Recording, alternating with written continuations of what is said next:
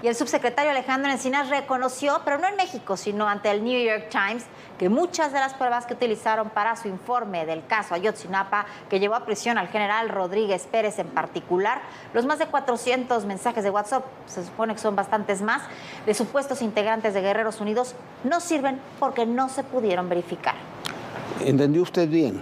Aquí dijimos que esos mensajes no tenían sentido, ni siquiera en la forma en que estaban escritos, no tenían características correctas, y para cuando se debieron haber enviado, esa red tenía otro diseño. Pero olvidemos todo eso, no fueron verificados. Hay más, el propio Encinas dice que no los recibió de fuentes directas, sino de una simple copia. Resulta inverosímil que una investigación de ese nivel se termine basando en rumores, copias o simples o burdas falsificaciones. Esto es lo que cuenta Encinas al New York Times. En su edición de este miércoles 26, el New York Times publica un artículo sobre el caso Ayotzinapa.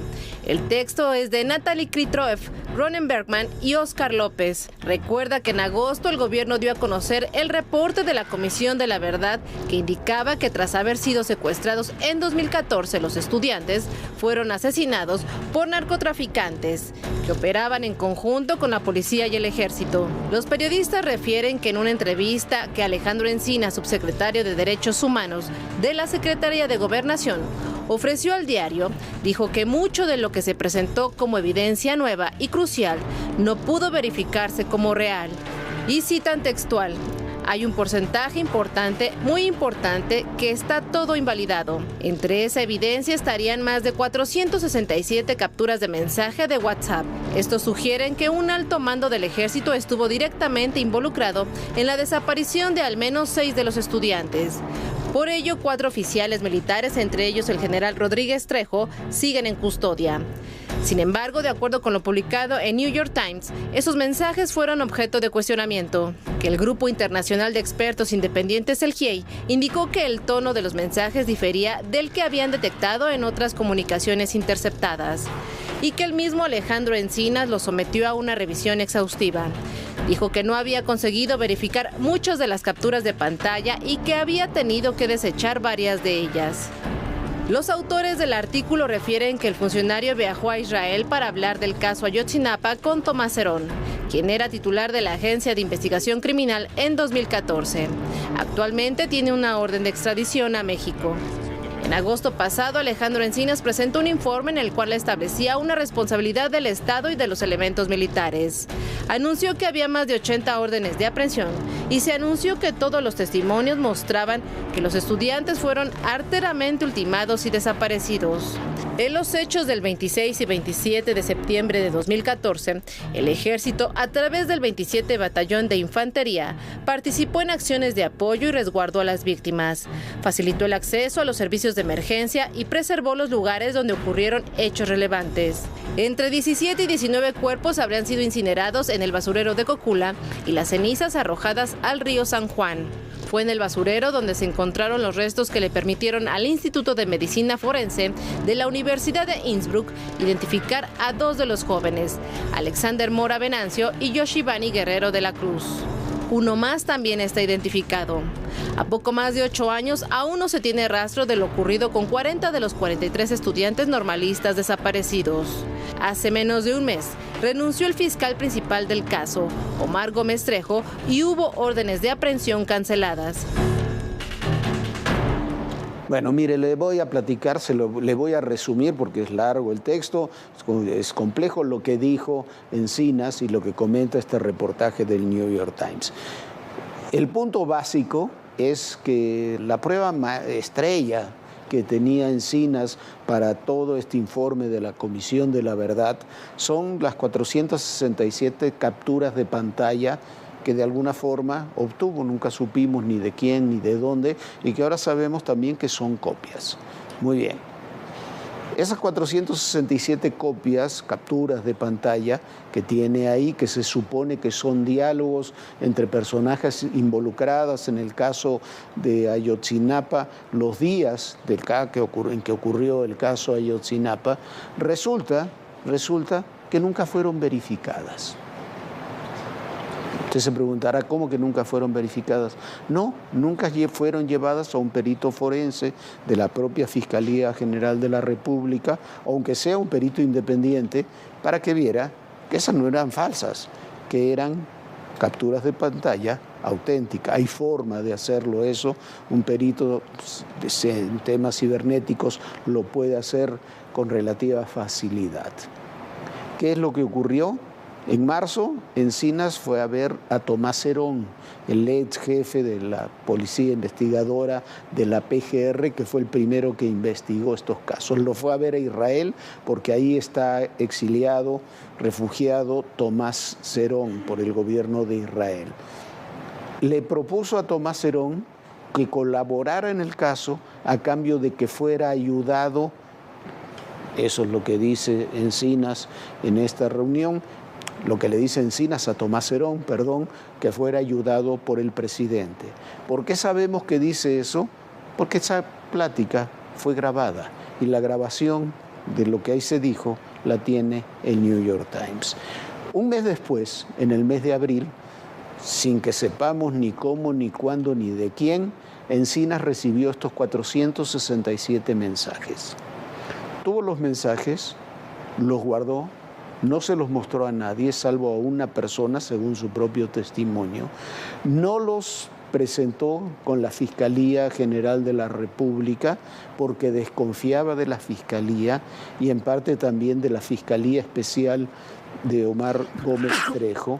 Y a partir de ahí construyeron, ante la presión también presidencial, según cuenta Encinas, de que llegara ya, de que sacara ya el informe, construyeron este informe de la comisión que dio Encinas a fines de agosto.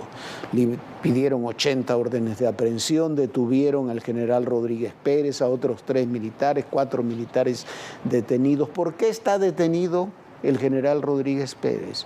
El general Rodríguez Pérez está detenido por uno de esos 467 mensajes, capturas de pantalla, donde dice que el coronel se hace cargo de unos jóvenes que estaban en un rancho y los manda a matar. Pero mire usted, la irresponsabilidad del subsecretario Encinas es tan alta que no solamente utiliza sin verificar esos documentos, los incluye como parte central de la acusación, sino que además declara públicamente, no en una mesa de café o en una plática con periodistas, sino públicamente declara que eso ocurrió así, que el general Rodríguez Pérez presuntamente ordenó matar a 6 jóvenes varios días después de aquel 26 de septiembre. Ahora sabemos que todo eso es falso, que todo eso no ha sido verificado. Ahora sabemos que Omar Gómez Trejo se tuvo que ir.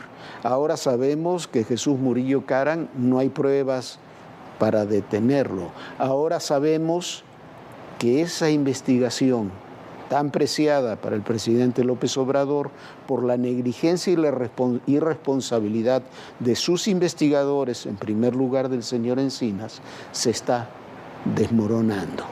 Esa es la realidad. Vamos a seguir con este tema porque da para muchísimo más. Bueno, y como bien dices, como bien cuentas, Jorge, en el caso del general Rodríguez Pérez y de los otros militares, esa irresponsabilidad es irresponsabilidad de haber simplemente confiado en unos mensajes que ni siquiera fueron verificados por peritos, se manifiesta solo por los datos y las declaraciones de un sicario que hoy es convertido en testigo protegido. Es decir, le están dando mucho más peso al líder de un grupo criminal y a sus dichos que a un militar de 44 años de servicio que ha sido terminado acusado precisamente y con un orden de aprehensión. Platicábamos, Jorge platicó desde la prisión militar del campo militar número 1 con el general acusado y esto es lo que dijo. Y llama la atención que le digan que está en convivencia con Guerreros Unidos cuando golpeó a Guerreros Unidos. Y es ilógico. Nosotros siempre, en todos los lugares que he estado, afortunadamente me ha tocado en muchos lugares de la República Mexicana, donde he actuado con diferentes tipos de bandas, donde he hecho un trabajo que lo respalda. Tenía yo 4 años de haberme retirado.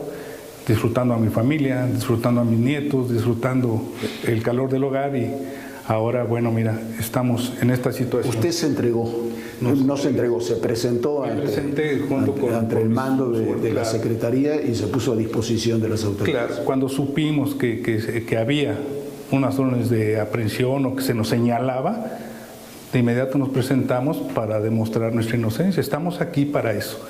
Hay otra acusación que tiene menos fundamentos y que es más grave, que hizo el subsecretario en una declaración, diciendo que usted tuvo en sus manos 4 o 6 elementos y que usted ordenó matarlos.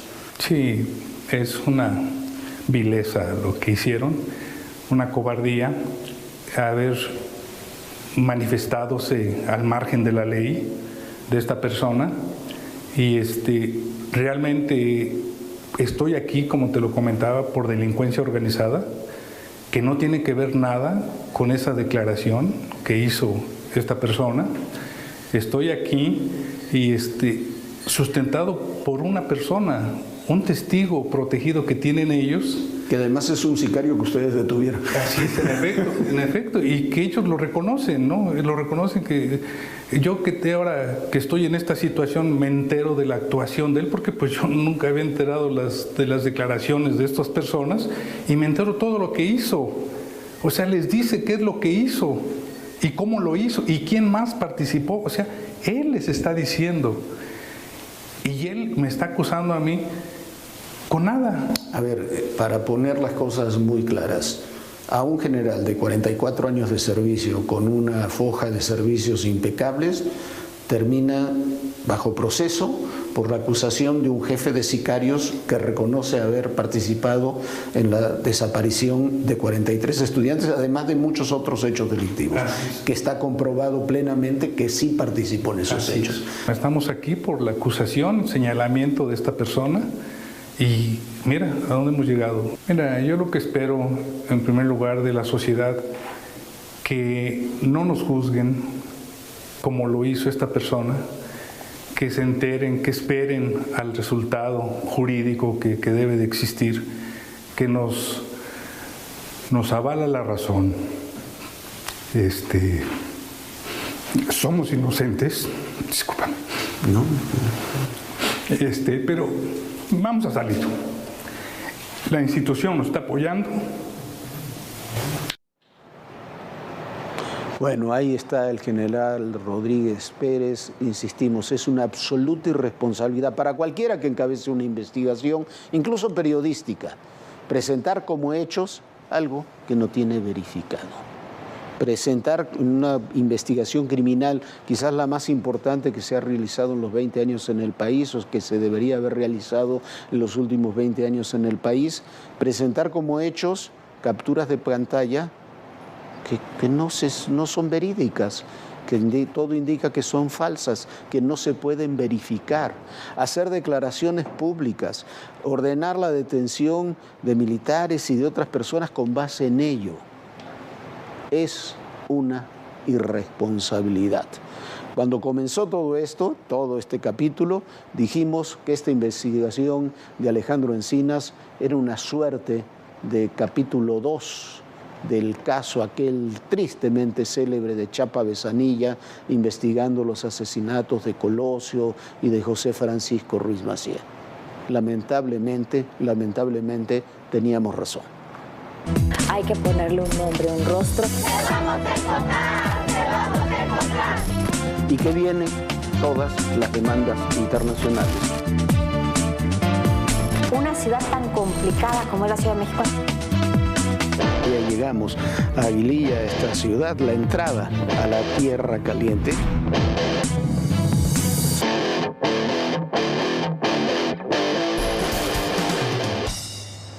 Apenas ayer comenzábamos este programa informándole que 2 niños habían sido heridos en Iztapalapa durante un ataque entre criminales. Hoy, en San Francisco del Rincón, en Guanajuato, fue asesinado un hombre y sus 3 hijas menores de edad dentro de su vivienda. Su madre quedó malherida. Ocurre desgraciadamente en todas partes, pero en la guerra particular que se libra en Guanajuato y que sin duda pasa por el huachicoleo, ese huachicoleo que las autoridades dicen que han reducido en un 90%, aunque en todos lados se vende gasolina ilegal, el asesinato de familias completas en los ajustes de cuentas se ha tornado casi en una norma. La violencia no cesa en Guanajuato. En León, el subdelegado de la policía en Cerrito de Jerez fue asesinado cuando circulaba en su patrulla sobre el Boulevard Atotonilco, en la colonia 10 de Mayo. Se paró en el semáforo la policía. La patrulla, pues los que mataron, pues tuvieron que pararse y cuando ya iban a dar vuelta ahí, pues los mataron antes de que ellos arrancaran. El secretario de Seguridad de León confirmó la muerte del policía, al que identificó como Cirilo Domínguez, con 11 años en la corporación. De acuerdo con la organización Causa en Común, Guanajuato es la segunda entidad con más asesinatos de policías en el año, con 43, contando el deceso de este martes. La violencia en el estado no es solo contra policías. Este martes fue atacada una familia de la comunidad rural El Maguey, en San Francisco del Rincón. Un hombre y sus 3 hijas menores de edad fueron asesinadas mientras dormían. La madre fue encontrada malherida. Fue ella quien indicó que los 3 hombres entraron a su casa y los atacaron. Mientras tanto, siguen las investigaciones por el ataque en un centro botanero de Irapuato, donde murieron 12 personas. 2 mujeres y un hombre continúan hospitalizados. Su estado de salud se reporta como delicado. La vocera de seguridad dijo que las organizaciones criminales que operan en el estado son las involucradas en este y otros hechos. Son las mismas con apoyos distintos de otras partes del país incluso. En septiembre, Guanajuato, junto con 5 estados, concentraron el 49% de los homicidios dolosos en el país. La violencia es generada principalmente por las disputas entre el cártel Jalisco Nueva Generación y el Santa Rosa de Lima. Los de este cártel aseguran que el Marro sigue liderando al grupo criminal, mientras que Santiago Quirós Cermeño, el Chago, es identificado como jefe de plaza del cártel Jalisco en el estado. La pelea entre ambas organizaciones comenzó hace 7 años, luego de que el cártel Jalisco llegó al territorio dominado hasta entonces por Santa Rosa de Lima para disputar el tráfico de drogas, extorsión a comerciantes y robo de hidrocarburos, mejor conocido como huachicoleo. Con el combate contra el huachicol y la captura de José Antonio Yepes Ortiz, el Marro, el gobierno federal estimó que se reduciría el índice de violencia y huachicoleo, pero no fue así. Incluso aumentaron los delitos. De acuerdo con datos del Observatorio Ciudadano y Gavim, el número de tomas clandestinas para el robo de hidrocarburos de Pemex se incrementó 93% durante el primer semestre de 2022.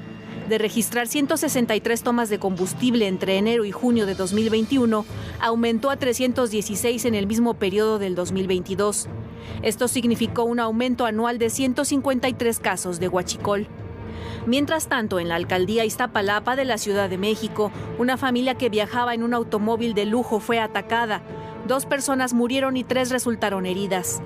La agresión ocurrió la noche de este martes cuando el auto circulaba a la altura del Tecnológico Nacional de México, en la colonia Chinampac de Juárez. El hombre y la mujer que viajaban en los asientos delanteros murieron. Los impactos de bala alcanzaron a sus hijas de 1 y 13 años, además de un familiar que viajaba con ellas en la parte de atrás. Debido a las agresiones de los menores, el ERUM coordinó el apoyo de un helicóptero del agrupamiento Cóndores para trasladarlas de inmediato a un hospital pediátrico.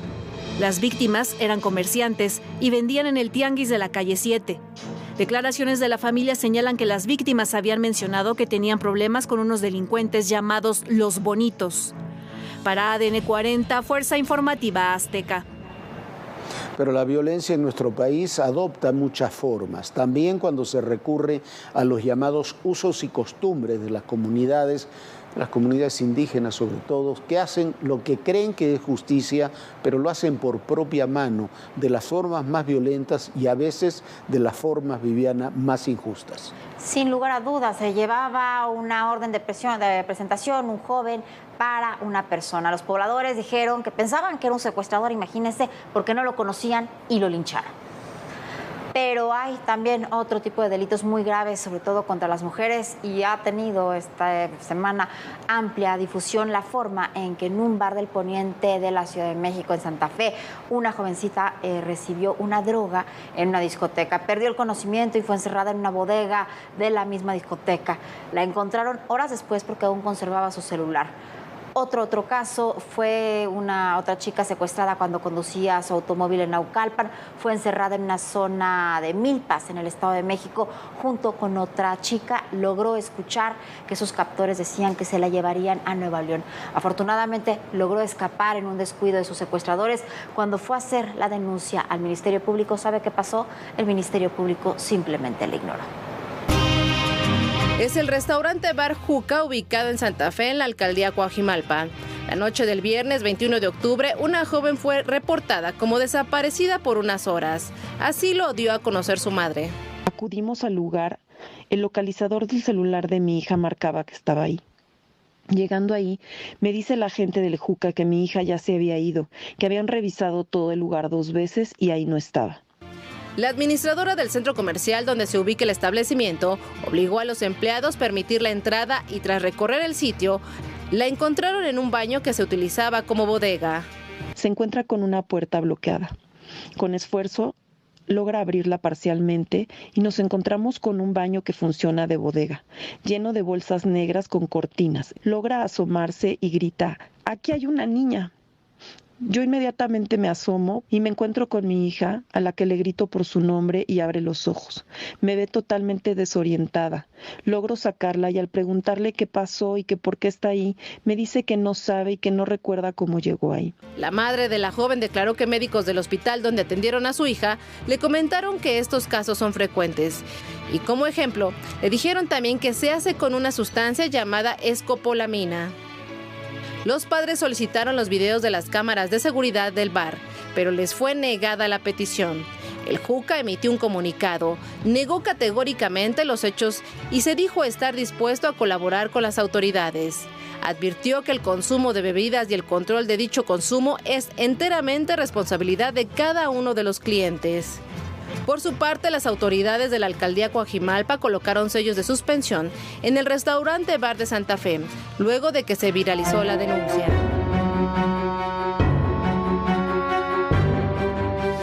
Mientras que en Zapopan, Jalisco, investigan el caso de una joven a la que intentaron narcotizar. Ocurrió a la entrada de un gimnasio. En el video se ve a la joven subir las escaleras para llegar al gimnasio cuando detrás de ella un sujeto con una jeringa intenta suministrarle un líquido, al parecer un sedante. Y en Lomas Verdes, Estado de México, fue secuestrada a unos pasos de las bases de la Policía Estatal y Municipal una joven. Ocurrió el 30 de septiembre pasado.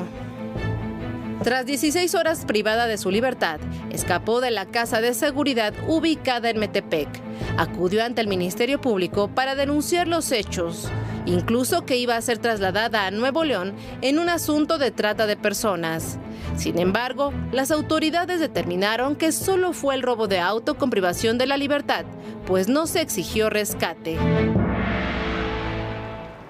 A ver, es gravísimo lo que está sucediendo con este tipo de drogas que se pueden suministrar muy fácil simplemente con un pinchazo, como veíamos en el reportaje, o mucho más fácil metiéndolas o introduciéndolas a alguna bebida. Hoy nadie está libre de que le pueda suceder esto. Sucede en discotecas, en antros, en bares, pero también en taxis y en distintos sitios para poder, como decíamos, primero, de alguna manera estas drogas hacen que pierdas la voluntad, poder cometer algún abuso sexual, pero también poder secuestrar y también poder asaltar a la persona. Hay que tener muchísimo cuidado porque está sucediendo y es mucho más común de lo que podemos imaginar. Hoy sabemos el caso de esta niña, de esta adolescente en el Juca, porque su madre fue, la buscó y afortunadamente la encontró. Pero hay muchísimos casos donde se cometen los abusos sexuales y luego ni siquiera recuerdan, después de que le suministraron estas drogas, qué fue lo que le sucedió. Y bueno, también sucede algo muy raro, que después de aproximadamente 12 horas desaparecen estas sustancias del organismo. Además de todo, hay que tener muchísimo cuidado porque si se exceden un poco con este tipo de narcóticos, se puede perder la vida y bueno, así de fácil acabar con la vida de un ser humano, Jorge. Sí, y también el caso de la joven secuestrada en Lomas Verdes es increíble.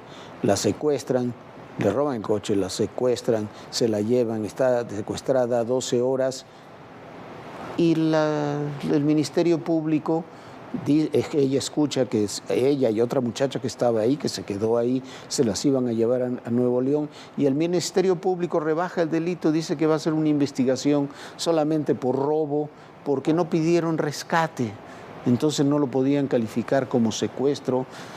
Es una barbaridad. Mire usted, hablando de barbaridades, la Fiscalía de la Ciudad de México investiga la muerte de Rafael Gregorio Gómez Cruz.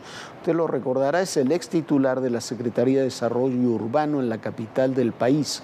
Al parecer se trató de un suicidio. Rafael Gregorio Gómez Cruz contaba con 9 denuncias por acoso y abuso sexual. De esas 9, 3 fueron judicializadas y había sido dado de baja precisamente por eso, hace apenas unas semanas de su cargo, Viviana. Bueno, ya nos vamos, pero por fin una bonita noticia para terminar la noche. Y bueno, vamos a pasar a temas más agradables. Y hoy queremos felicitar muy en especial a Banco Azteca porque celebramos 20 años. Y Banco Azteca nos festeja, a ustedes nos festeja a nosotros aquí con este pastel. ¿Por qué? Por ser de los mexicanos que decimos sí a cumplir nuestros sueños. Gracias, Banco Azteca, por hacernos parte de la celebración. Y muchísimas felicidades a don Ricardo Salinas Pliego por estos 20 años de logros que finalmente Banco Azteca, desde su concepción hasta ahora, sí ha sido un éxito. Muchísimas gracias por habernos acompañado y bueno, nos vemos mañana muy puntual aquí a las 11 de la noche. Sueñe bonito. Bonita noche, Jorge. Bonita noche, Viviana. Felicidades, don Ricardo Salinas Pliego. Felicidades, Pedro Padilla. Felicidades, Alejandro Valenzuela. Todos los que han hecho estos 20 años, a don Luis Niño de Rivera, estos 20 años de Banco Azteca. Felicidades. Y recuerden, en el poder y en la política, todo, pero absolutamente todo, es personal. Gracias.